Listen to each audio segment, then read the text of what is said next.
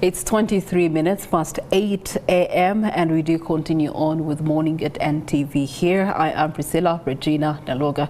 Our next conversation is going to be regarding the International Day of the Girl Child that is around the corner. Shortly after we have celebrated our independence, we'll be celebrating that day too. Now, earlier on this year, the Generation Equality Forum set technology as well as innovation as a priority in global conversations, and this was focal on gender equality. Leaders from civil societies, leaders from governments and the private sector, as well as youth movements, made commitments to build more inclusive digital societies through providing equitable opportunities to girls and also investing in feminist technology and putting girls and young women at the center of designing as well as learning solutions for the digital world.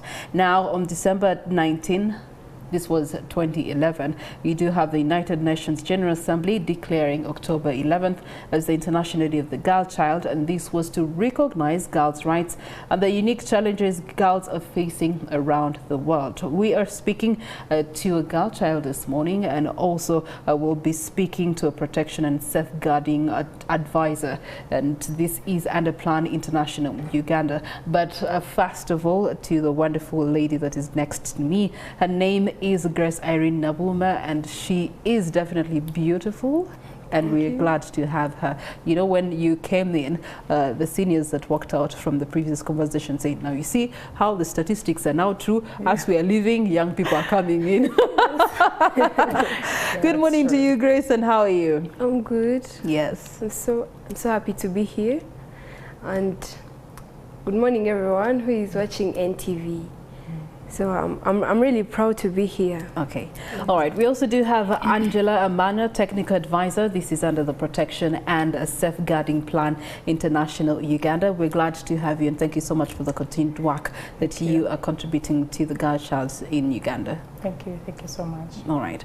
So starting off with the girl child, Grace, let's talk about some of the unique rights that you need to advocate for, or you need to speak up about, especially in line with technology and innovation. Some of these technologies are a bit insensitive to, you know, the girl child.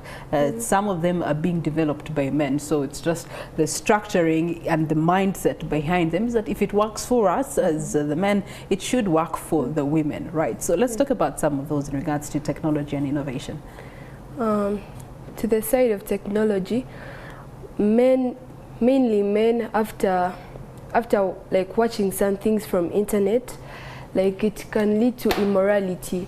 A person can go to the internet, watch the blue movie, come find like mainly to those girls who are being tensioned, maybe in homes, like the family, peer pressure, something like that. Now when it comes to technology, mainly it is the men or the boys who are promoting immorality, because first of all, men, after watching the blue movies, maybe can find you walking at night, like rape, defilement, and some of those challenges. Mainly for the fact that I'm a prefect at school, some girls come and they tell you some stories and you feel like, what? Is it possible? These like televisions have promoted most of the immorality.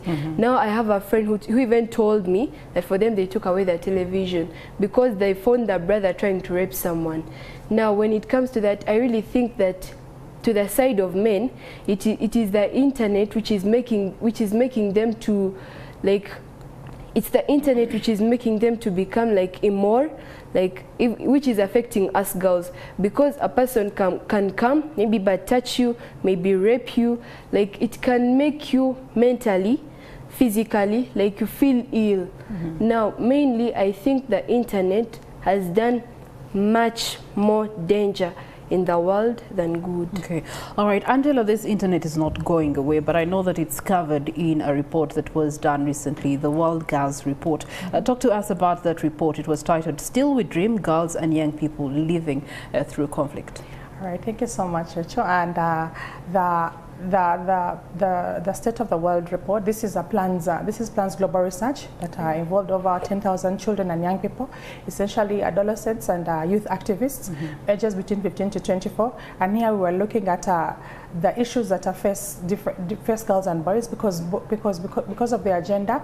The issues in conflict and crisis affect them differently. So we're looking at how these issues are able to influence and increase the risks of abuse around them. And the research found that girls and women are more likely to experience sexual violence and assault in conflict situations compared to the boys. The research also found that girls are more likely to feel unsafe. Over 39% of girls are more likely to feel unsafe in a conflict situation compared to the girls. And additionally, the interviews that we had with the young people, the adolescents and the youth activists, gave us information whereby the youth activists and adolescents, on behalf of the others, shared very distressing reports about what would happen because of conflicts. It's very devastating to see that every other day, young people and adolescents, and especially girls, do not know what will happen during a conflict. Many are not sure whether they are going to feel safe. Many are not sure of education. Many are being sexually abused and exploited. So the effects of crisis and conflict are very devastating. And the details are in our report. Okay. All right. When we turn to you, Grace, it begs the question, what does the Day of the Girl Child mean to you, especially for yourself as an individual, but also for the girls that you are representing? And the day reminds citizens globally that girls matter in the society. It also reminds girls of their worth and contribution to the society. The day provides girls a platform to continue advocating for their rights. Not only that, the day provides girls a platform to hold leaders accountable in order to advocate for their rights. Okay. In that regard, what's the focus for us as a country? What's the focus as Plan Uganda in regards to this year's Day of the Girl Child? Okay, thank you. So our focus as a country, first of all, we draw our mandate from the United Nations Convention on the Rights of the Child and the Convention on the Elimination Against Discrimination Against Women. And what we are focusing on as a country is to empower the girls to amplify their voices on issues that affect them, especially in crisis and conflicts. And how we are doing that is that we are going to have stakeholder engagements, working with the Ministry of Gender, Labour and Social Development to have these events in the different districts. We are also going to have takeovers, girl takeovers, whereby we are going to have girls go on and take on senior offices, different offices in the country, so that girls can feel like this is possible, so that you can try as much as possible to break the barriers that limit the girls to be able to access and fulfill their full potential. All right, Grace, the word conflict has come out quite a number of times, which begs the question, as an ambassador for the Girl Child, what is your message to the girls that are watching you and this program this morning? What is your word of encouragement to them, especially in light of the fact that conflict is potentially around them, and as Angela has said, you don't know which way it's going to go, you don't know how it's going to act, and therefore you react to it? I mainly encourage the girls to persevere in everything that is happening there in their homes. Like, in everything that is happening in their homes, it's not the end of the world. Like, in everything that you do, you have to make sure that you persevere and you're patient. Never give up. Any girl who's watching NTV right now, never give up. Keep fighting. Don't give up. Don't give up on education. Don't give up on anything that you think that is going to make you rich in the future that you really want to be. Make sure that you dream and dream big and work hard for what you want to become in the future. Some other things that do cause young girls to actually not get the help they need out of conflict that they have first is silence, because there's a societal norm that women shouldn't speak up, girls shouldn't speak up, and even if you do, you will tell it to maybe a senior woman, and because again it's not supposed to be spoken of, even her, she will not speak about it, and yet that is leading to people not getting the right help they need at the right time. And so how can we address that? I would encourage any girl who is watching NTV right now not to keep quiet. Make sure that everything that happens to you, even if it's your parents who are abusing you at home, don't keep quiet. You have relatives, you have friends, they are chairpersons for the villages, LCs.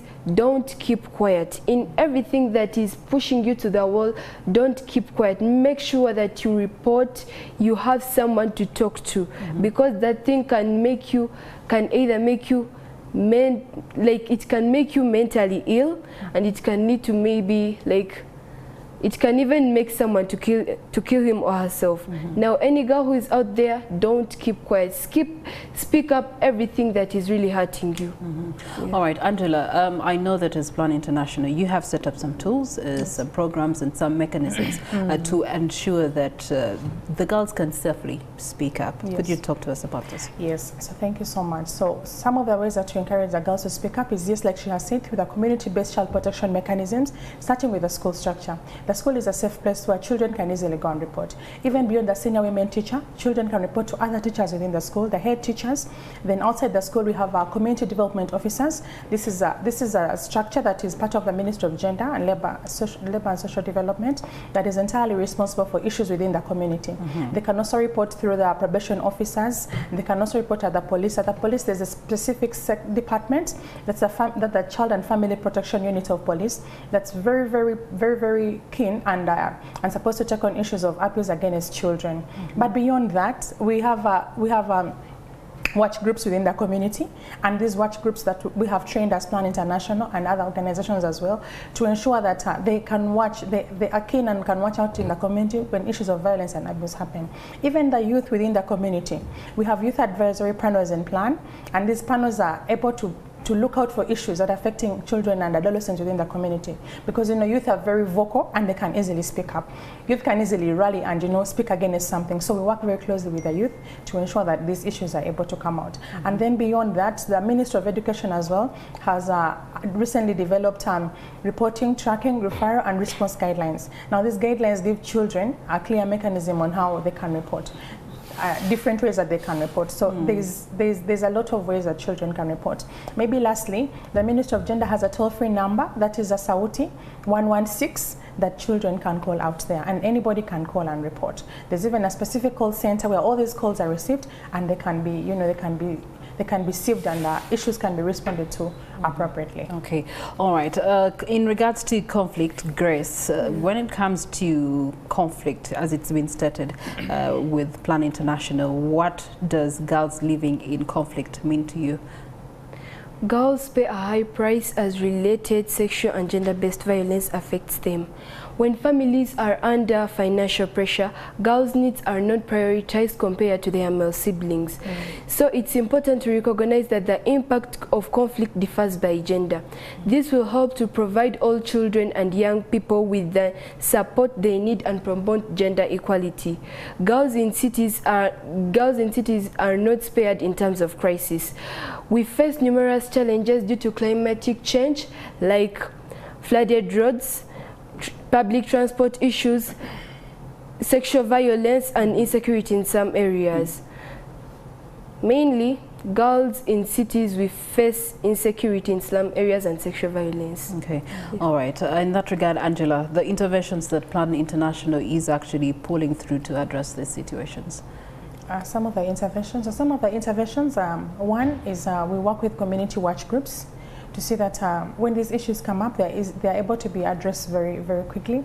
And then also work with community-based structures, because we believe that protection starts with the community, and the community understand their issues very, very well. So if we empower these communities, then they're able to come up and support the children when issues of abuse happen, but also to hold each other accountable.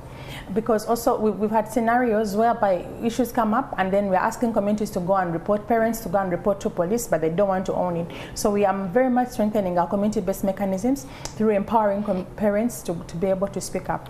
We also work again with other civil society organizations through the referral pathways, because there are different services that we may not offer as an organization, but to work together with other organizations to see that we have a collective efforts and multi-sector efforts to address the issues of abuse and violence against children, especially the girls. Okay. Yes. All right, Grace, as we come to the close of this conversation, the day is around the corner, and how are you going to be engaged in observing this Day of the Girl Child?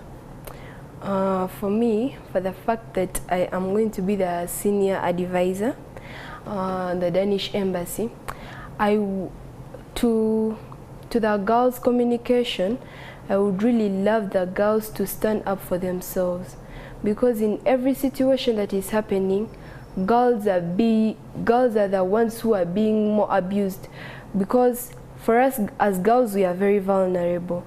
In everything that happens, we are the ones who are being squeezed on the walls.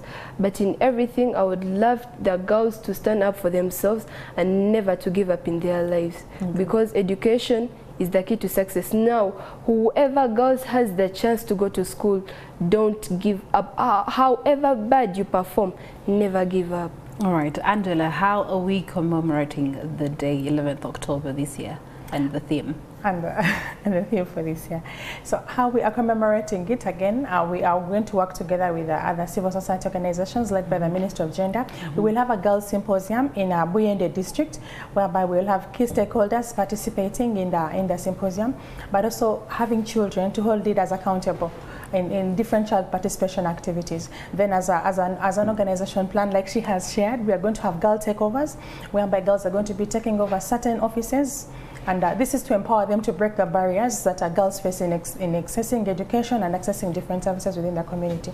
But also as an organization, we will have other events in our different program areas, whereby we will engage children, especially the girls, to be able to speak up and participate in issues that affect them in violence. Okay, all right. Thank you so much, Angela, and thank you so much, Grace, for being ambassadors of the rights as well as the well-being of the girl child, especially in Uganda, Plan International Uganda, the work that is being done in different communities to aid and empower the girl child to be able to speak up in protection of herself and her rights. Well done.